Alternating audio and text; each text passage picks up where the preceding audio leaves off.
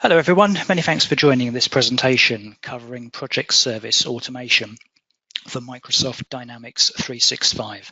I'm Warren Butler, Marketing Director at Preact, and I'm delighted to be joined by Martin Prosser, our pre-sales consultant. A brief bit of background about Preact before we get started. We're a CRM partner helping small and mid-sized businesses implement and support Dynamics 365 across customer engagement apps and solutions on the Microsoft Power Platform. Trading since 1993, today we support more than 7,500 Dynamics users across numerous industry sectors. We're one of just 60 partners worldwide to be included in the prestigious Dynamics Inner Circle, which puts Preact into the top 1% bracket of Microsoft partners. In many instances, we work with our clients through a managed service, which helps them make continual improvements to their Dynamics system and develop in-house expertise. If you're looking to do more with Dynamics, please do get in touch and we'll be delighted to discuss your plans and offer advice. So Dynamics 365 PSA is an end-to-end project service solution running on the Microsoft platform, covering processes from quoting through to billing. This includes helping to scope out project work, bringing in project resources, and understanding the utilization of a project team. Ultimately, PSA is designed to increase productivity while helping everyone involved ensure that projects are profitably delivered on time and within budget.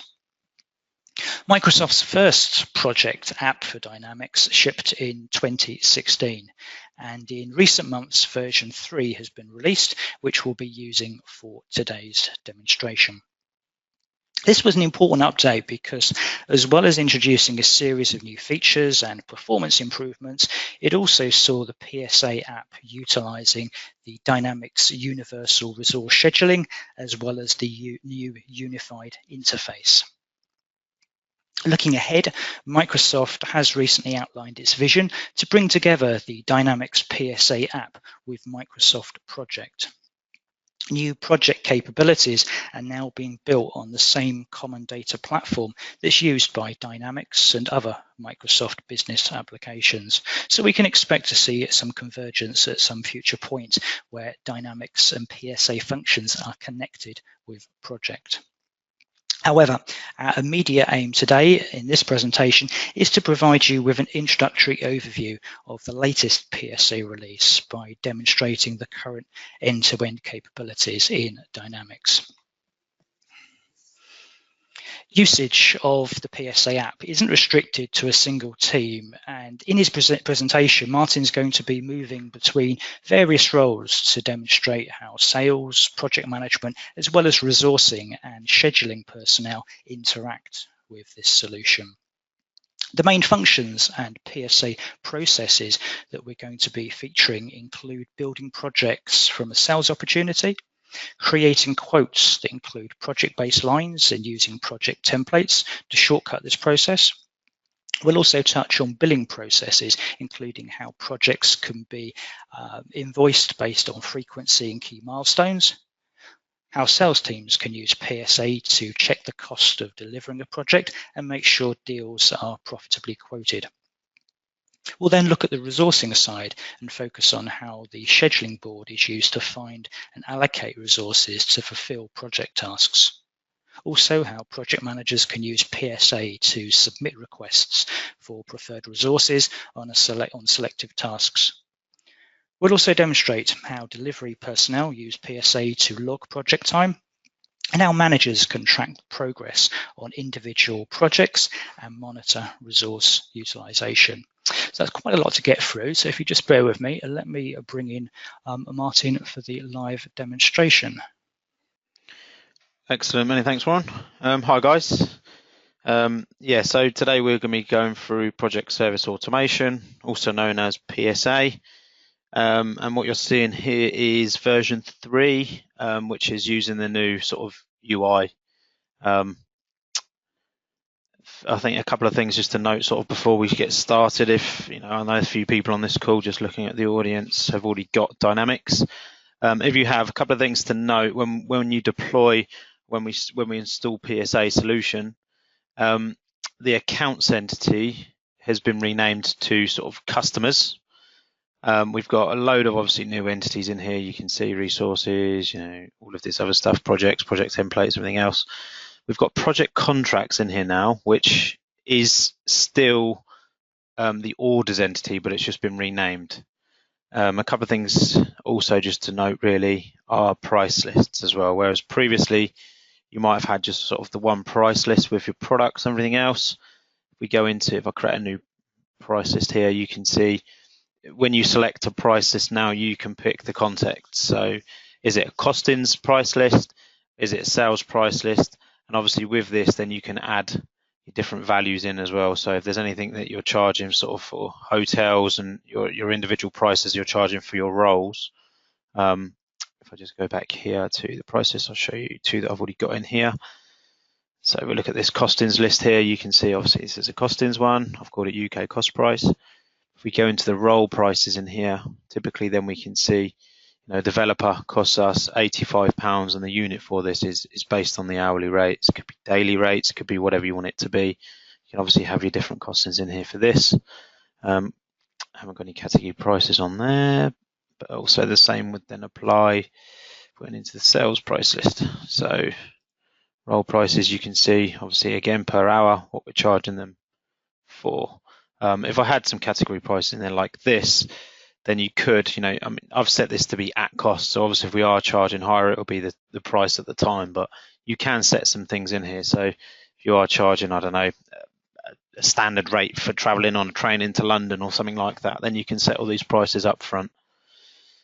So that's obviously one of the other things that obviously does change if you're already using price lists. You've already got Dynamics and you are deploying the PSA solution. So let's just get started on this. I think I'm going to start with an opportunity. PSA will give you the ability to start from the opportunity and start building out your project to help with the salesman help when they're quoting. So, a typical salesman they might have a requirement. They might not necessarily know how, they will know how many days it's going to be. It might be a typical sort of template that they need to pick that will give them a figure to be able to go back to the customer with a pricing on. I'm going to do that today just to show you that sales process, but you don't have to go from a sales process. The reason we would do that is you might be charging for pre-sales time.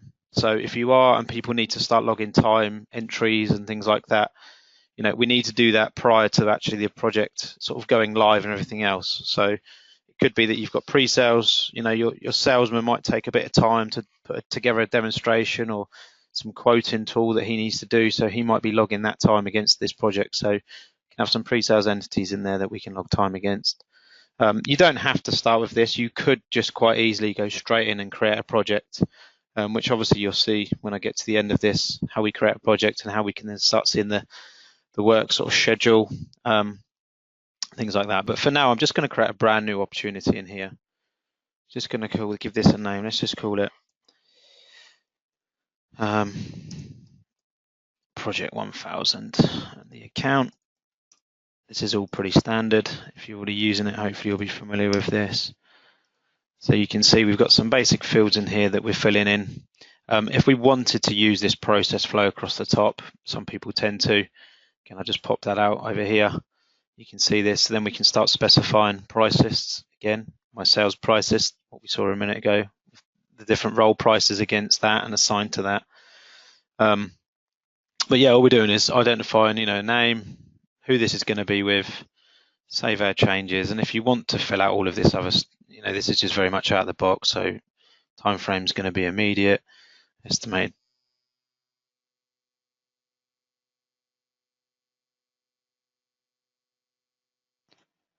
Save that.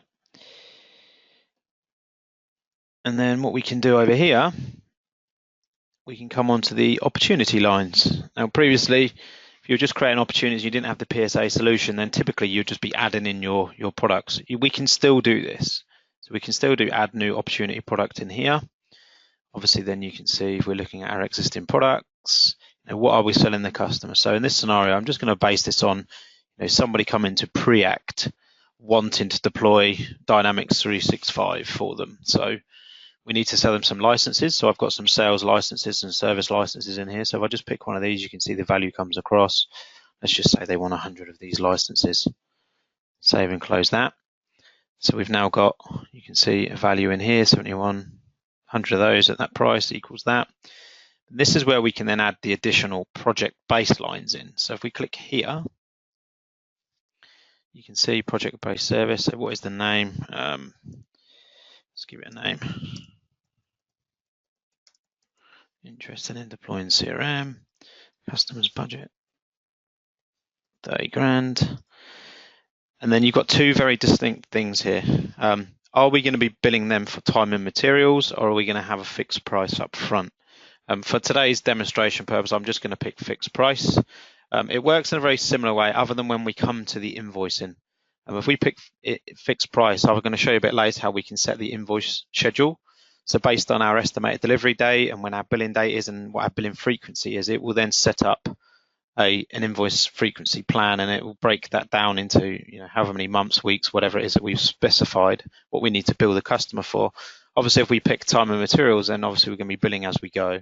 But for now, I'm just going to pick fixed price in here. Save this. There we go. Go back to here.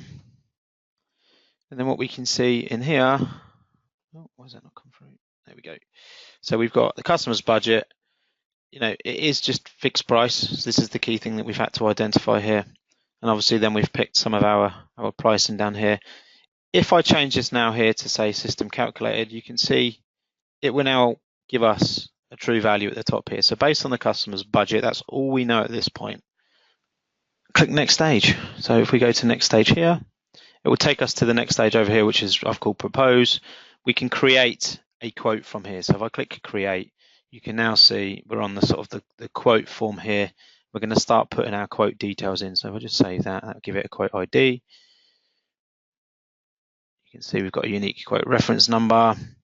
But what this is now going to enable you to do is going to enable you to, your salesman to start getting some true values and not just go, well, actually, we've got your, the price of the licenses and, what you want to spend with us. If I pick in here requested delivery date, I will explain how this works a bit later when we do the invoice schedule.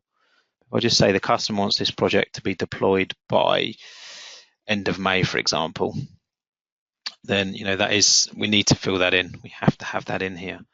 But what we can actually do now from when we're on here, if we click into here, the quote line tab, this is now pulled through. So where we've picked fixed price originally from the opportunity, obviously we can see the products are still down here. If we click into this, clearly got nothing in here. We can start adding in, adding different quote lines in. If we want to start building out our project from here, typically the salesman won't do this. They can start adding this in. I'll show you how this is going to work though. If I just actually say, well, we are going to be logging time for a pre-sales project, so we do need to create the project at this point. So it's quite easy to do. I can just click in here.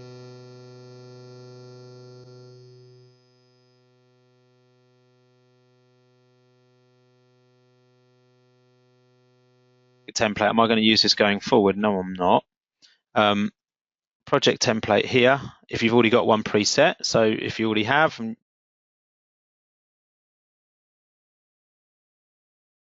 I've got a typical 20-day quick start project in here. Against this will have, the resources that we need to deploy this. It will have time allocation against it. It will have costings against it. But as soon as I pick this,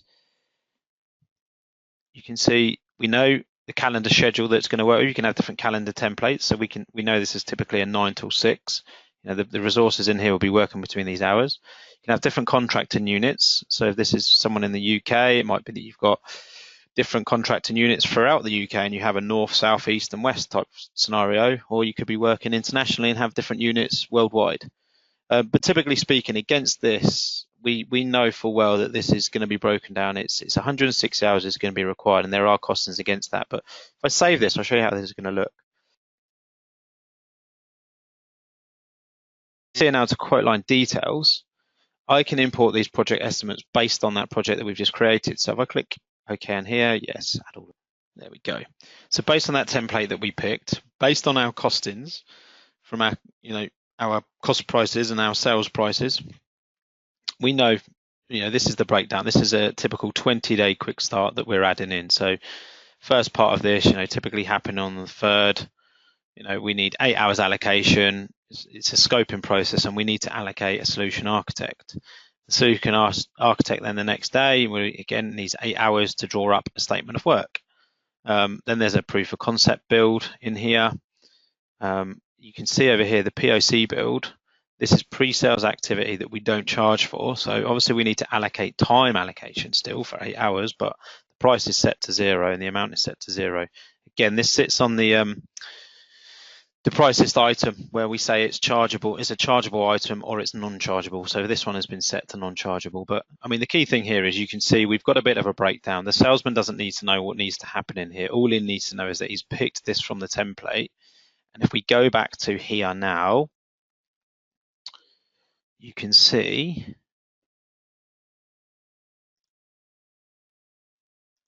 sorry, hang on, let me just go back here. So if I go back in here now, I need to now pick the invoice frequency. So when is the customer agreed to be billed? So if we just say bi-weekly or monthly, let's pick bi-weekly. Billing start date, let's do 10th and save that.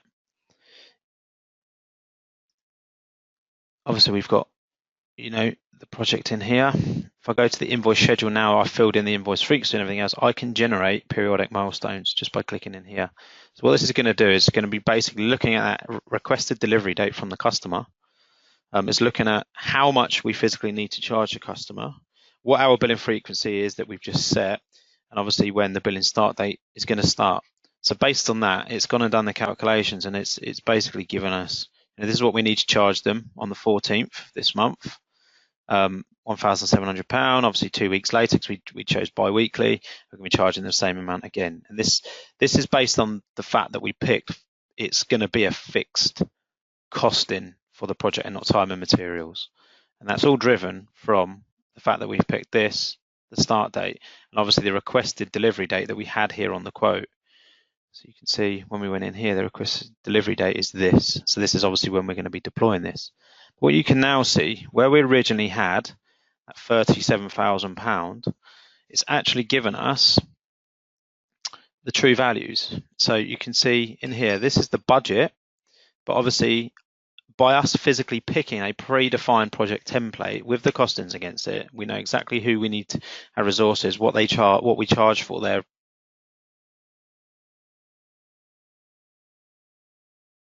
here added to this value down here. This is what we've got. It's the £24,290. So a couple of things just to look at while we're in here. If we look at profitability analysis, if I just give this a little, these will update sort of every day. You can recalculate these. I don't think there's going to be any non-chargeable. You can see in here. So it's giving you a bit of a breakdown here based on costings, how much it's going to be, what dates, times, and everything else. Again, showing you up here, total revenue, what we're going to need to charge, the margins. This one's quite good, the comparison to customer expectations as well. If I give this a little refresh as well, recalculate this. Again, these are just roll-up fields. These will calculate every 24 hours, but I'll just do that now and give that a little refresh.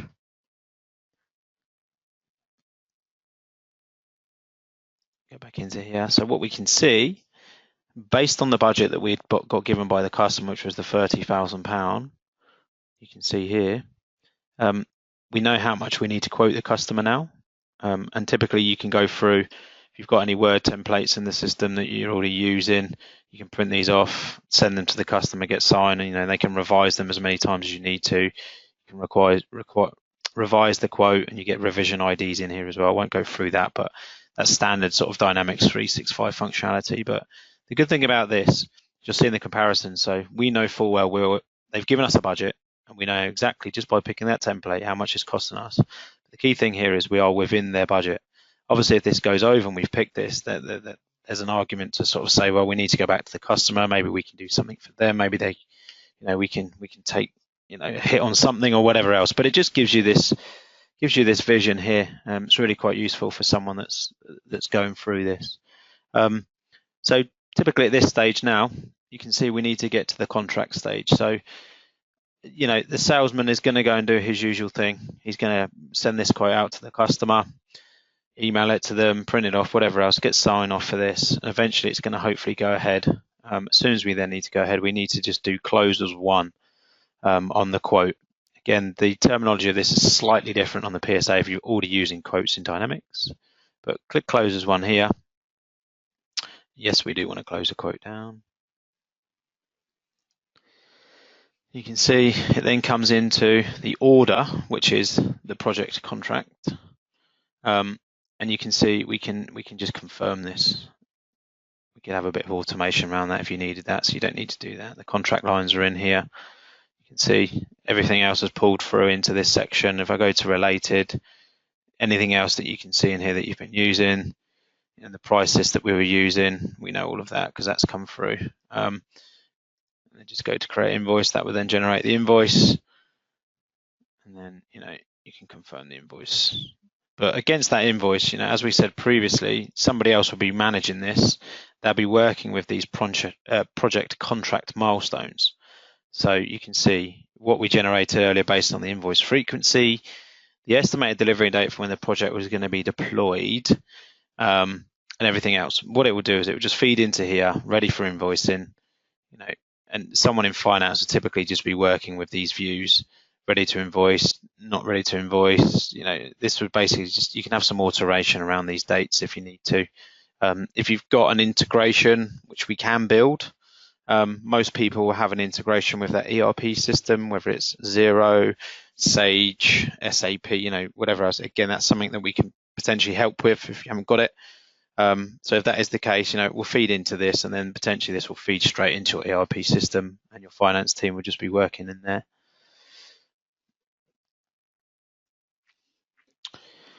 So we've done all that. Obviously now the salesman's job's finished. He's done everything he needs to do. So if we just now go along here to the projects entity, find that. So there's our project 1000 in here, estimated hours. We haven't actually got any hours booked yet, but we can go into this.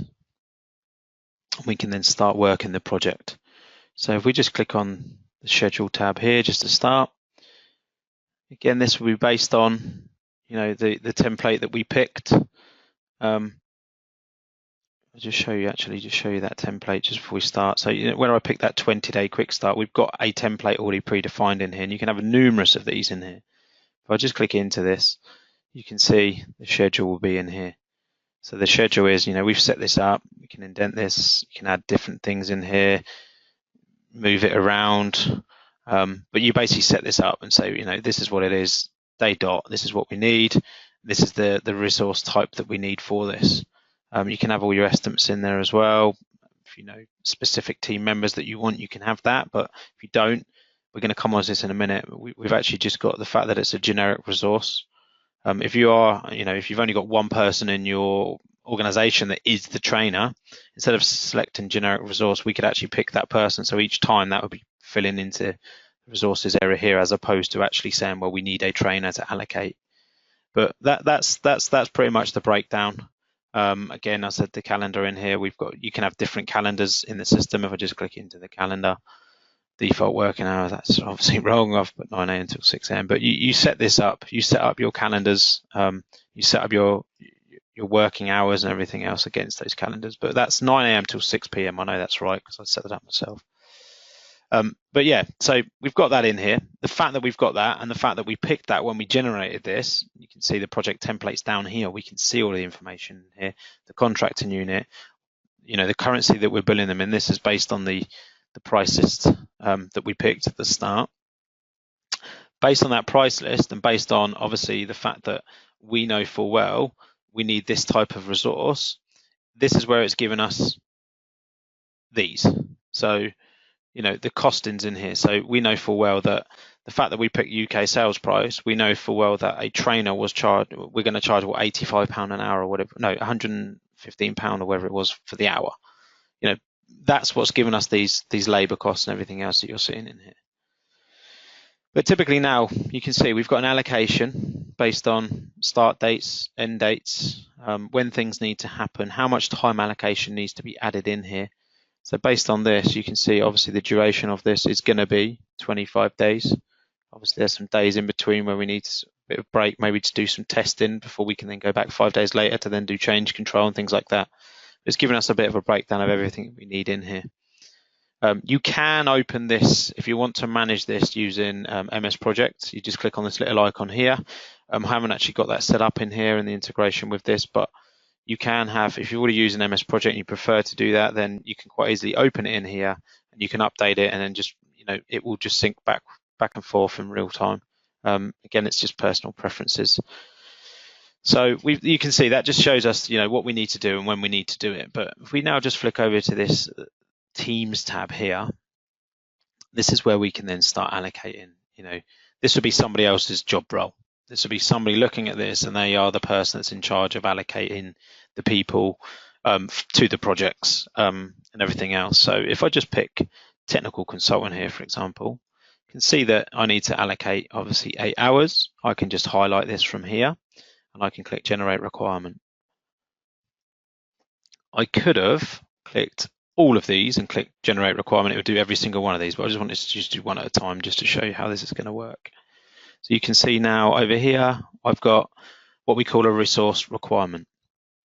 It sits over here. I can click on this and get to this, or I can come over here. You can see resource requirements. It will obviously exist in here as well. It's created this record for us and it's linked it here in this way.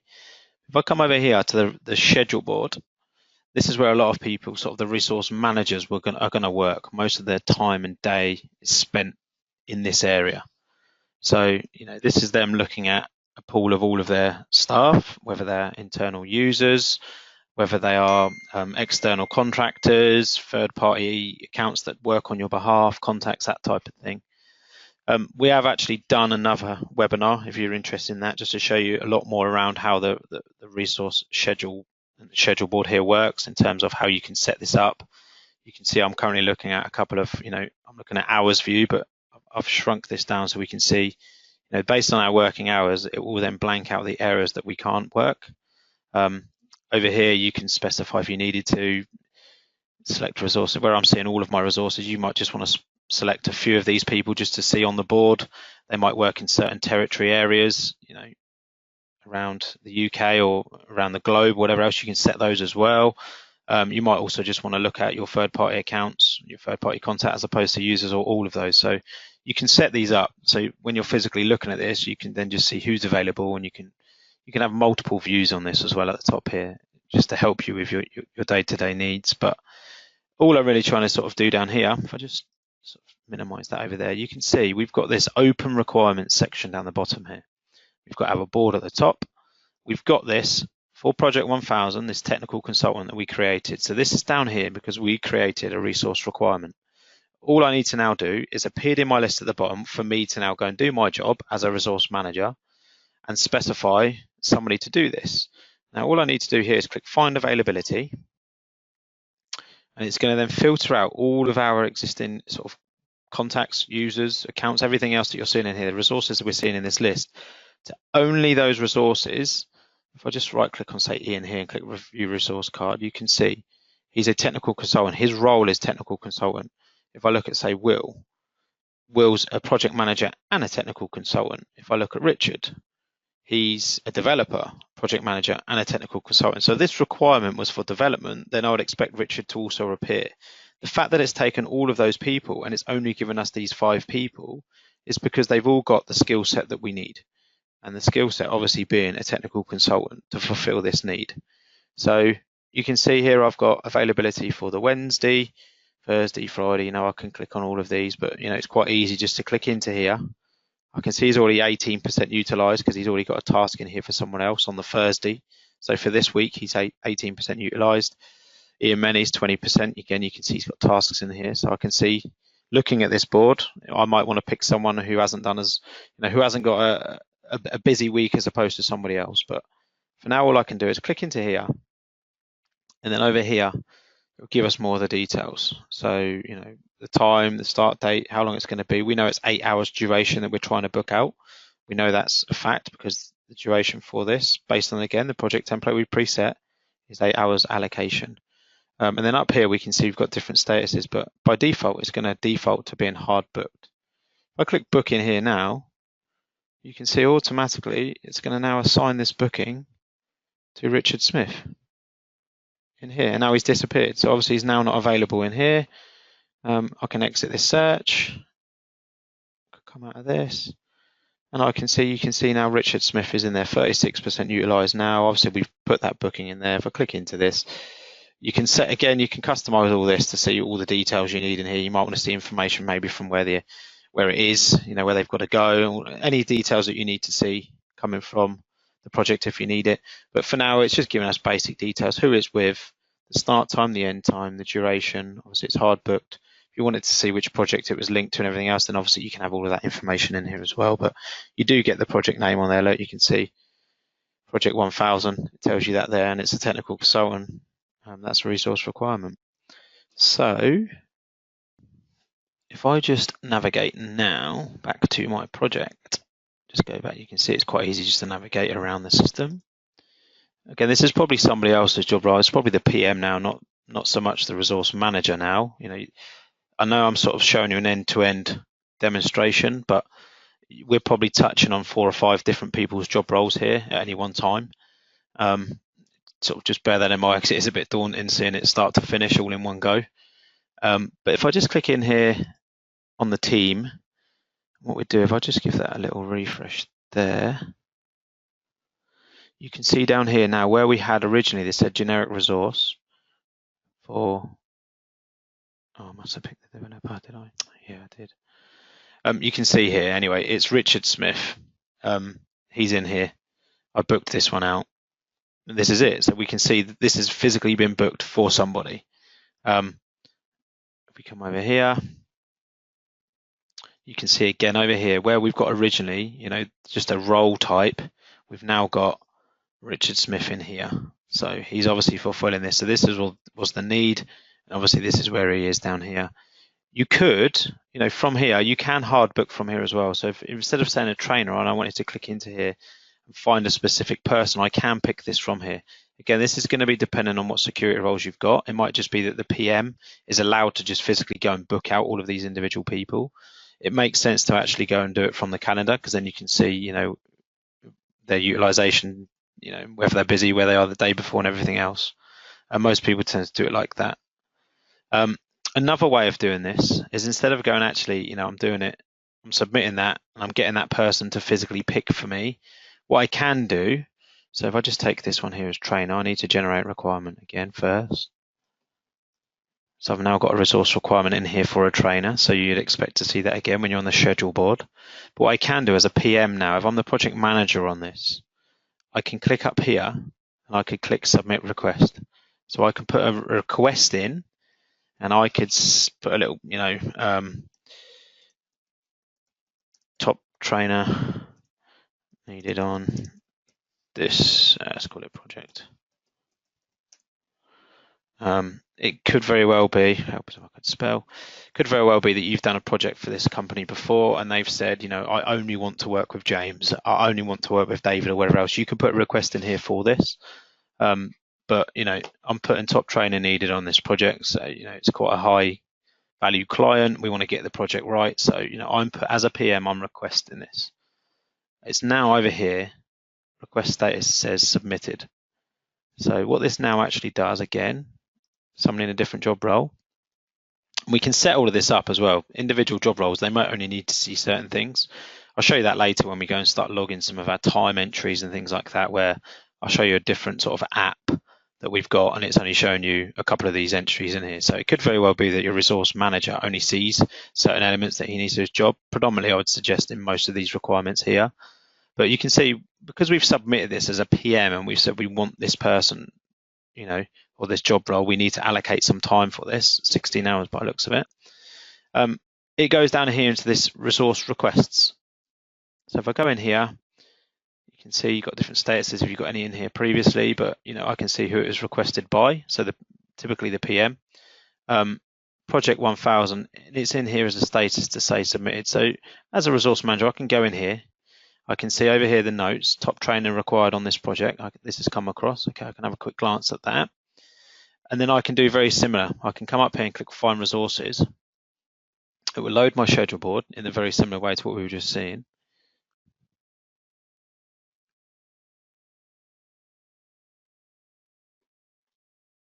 Just click Search on here. It's going to search the time parameters. It's going to search. Oh, you can see, look, there are no resources for 16 continuous hours, and that's purely because I'm looking at the hours view. But if I flick this to a days view, there we go. It looks like it's only me available. I could change some of these dates here, and I could change the times on here as well if I needed to, but it looks like I'm the only one who's available. You can have different views in here, so you can do group by detail. You can see the dates in here, and you can expand these and see, you know, capacity, duration, everything else. If you prefer to use this view, which I tend to use, you can see the days in here as well. So I can click on here. Oh, let's do weeks. There we go. So I could quite easily now come over here. Where I need to suggest here, though, this is the key thing. I'm not going to hard propose this because I'm actually going to push it back to the PM. I'm going to propose the fact that I found Martin and he's available. I can click propose and I can propose those 8 hours on that day because obviously they only work 8-hour days, whatever else. You know, that's a 9-hour time frame, but it's obviously only 8 hours allocation. So I can click here and click book. So I'm proposing this, and then I might also want to put the next day. It could very well be that this 8 hours here was a separate day or a separate person. But I'm just going to click propose here and propose this as well, and then click book and exit. So we've now changed this to proposed. If I then come back in here, just give that a refresh, I can now say mark for review. And by me clicking mark for review, this will now push it back to the PM. You probably want to then send them an email, or you know, maybe they'll monitor this with a view. But if I go back to the project, I've got a link here somewhere. Let's just go back here. Let's go back here. Go back to the team. Just give this a refresh in here as well. Can you see it's now from submitted to needs review? So the PM would then go into this, and because we've set it as proposed, they get this additional tab here that says proposed resources. So if I click into here, I can then see that this is what was proposed by the resource manager. He's proposed this person for 8 hours on this time and day and 8 hours on this time and day. So he's obviously going to do it, you know, starting on the Friday, finishing on the Monday. Now in here as a PM, there's a couple of options. I can say, well, actually reject all of those, or I can click on here and say, yeah, I'm happy with that. And now I want to change the status to say hard booked. So if I click hard booked, you know, you can say thanks. Or if I reject it, I get a similar sort of thing. No, I don't want this trainer because they worked for this company before and they didn't get on, you know, whatever else. Thanks. Whatever you need to put, just a comment to the resource manager. But all we've done by doing that now is we've now hard booked that. So again, if we look at the schedule board, we'd see it's in there as a hard book status. The color will change on the schedule board. If we come in here, give that another little refresh in here, we can now see wherever I am. Come on. Oh, there we go. There I am. So I've now again changed from generic resource to my name. Obviously, the role is PM, and it's 16 hours. You know, at that time, I think that was the Friday, wasn't it? And that was the Monday. So the 16 hours are, you know, it's all in there anyway. Those bookings as well, just when we book those and when we do those hard bookings, if you just need to see that as well, you can have a whole list of those. I don't know if you saw that quickly. If you click on here, resource bookings, again, this is a list of all of those bookings. So a couple of those ones that we've just booked out are in here. It's this one here, isn't it? Yeah, there you go. 4th, so that was that one. And the 1st, that was the Friday. So it's all in here. So if you ever need to do any reports on this or show some charts, again, you can report on all of these bookings. You don't have to do this from the schedule board. You've got all of the information in here. The data's in here for you to sort of extract and, you know, manipulate if you need to. So just go back to that project here. So that's a couple of ways of just doing the bookings. It's quite useful to be able to do the hard book and also the submit, which is why I thought I'd throw that into the demo. But now if we just move on, and if I just show you the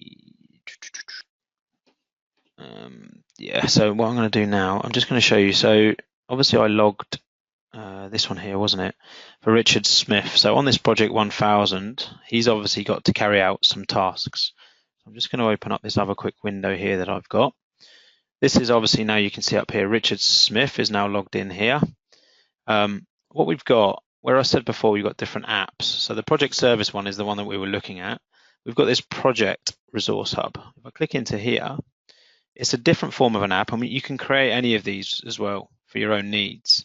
But typically in here, you can see it's a sort of just a dumbed down version, really. And if I go into here, so this person, all he needs to worry about at the end of the month, end of the week, is to add his time entries in. So he clicks in time entries there, clicks on new in here. It's really quite easy. He can say, well, actually, what day did I do this? Let's just pick a date. How many hours do I need to log in here? Say 8 hours. What was the project? It was project 1000, wasn't it? Let's just find that in here. There you go, project 1000. And based on that, if I click in here, it will then show you all of those tasks that he's been allocated on this project. So if I just pick this one here that it was, we can give it description and comments if I need to and click save that. Just a couple of things to note in here as well. I won't go through all of this, but you can also use time entries to manage, sickness and to log holiday requests as well. Some people are using that. But for now, it's just we're logging time against a piece of work that we've carried out and click save. Again, it can log a load of these in the system, and then you might want to do this over the course of a week, month, or whatever else. They can have this as an app on their phone. Once they've added all this, at the end of the week, they need to then basically, month or whenever, click submit in here, and they submit this. Again, it then goes back to the project manager or whoever else it is. If I just come back in here as my other screen, logged in as me, it goes into this area here called project approvals, and you can see I've now got a project approval. So project 1000, it's go live assistance. Richard Smith's now telling me that he's actually done 8 hours on this. Again, I can go and explore that. I can see if he actually does it or not, and I can approve it or reject it. For now, I'm just going to click approve. So I've now approved this. Again, this comes with different security roles. You have different people that can do the approving or not. And that's it. I've now approved this. If I just go back to this project, just to show you a couple of these other quick tabs, we've got the resource reconciliation. This is just going to show you if you've blocked out somebody for a load of hours and they haven't actually had any solid hard bookings for that, then you can start seeing this. Cost consumption, you can see progress is 5%, which we can start seeing in a second. You can see in here who's doing what at what times, what days, how much it's costing you, your sort of milestones as you go through this. If we go into the tracking area here, again, you can start seeing this. So progress is 5%, and that's because, we've got 100% allocation. This has been completed. We've physically logged this. Remaining hours on this project is 0. So what we should start seeing in here is, 0 here, 100% complete, 0 here. As we work through this, if it's certain things that need to happen in certain stages, you'll start seeing all of this. But you've got all of this information to hand, and then eventually, you can run reports on this. Look at all your projects that are, certain progress stages, percentage costs, costing percentages and everything, whatever you need to basically manage, you can look at in here. And then the last thing I just wanted to quickly show you was this resource utilization. If I go into here, this is almost the sort of the schedule board on a global scale. So it's basically looking at, when it loads, come on. It's just giving you this really, just sort of helps you. If I just go to a different week or day or something like that, let's go to, there we go. Something like this, where we can physically see that, Richard, for this time period that we're looking at the top here, is 62% utilized. Peter is 80% utilized. Obviously, we've got some zeros in a lot of these. But as and when you start logging your time, submitting those, and they are approved, then you'll start seeing them add up into here. So I can see that Richard's physically, he's met his target. There's a little graph down here on the bottom right hand side. He's met his target on the Monday. Brilliant. What you'd expect to see if you are giving people billable times and targets, green, green, green, green, green. Once they start logging all of their time, it's just a good indication to see who's doing what, when they're doing what, who's underutilized, who's overutilized, and everything like that. That's it. I think I'm just going to hand back to Warren now, and I think you're going to have some questions that we're going to potentially answer that you guys have been submitting throughout the session. Many thanks for watching. Cheers. Many thanks for that, Martin. Hope you found that a useful overview. If you want to know more about project service automation, please do get in touch and we'll be happy to share more details. Also, if you want to discuss how to implement and configure the PSA app for Dynamics, please do get in touch. We're going to pause for a moment to look at any questions that have come through. But if you are leaving us at this point, on behalf of Martin and myself, many thanks for your time today, and we hope you found that useful.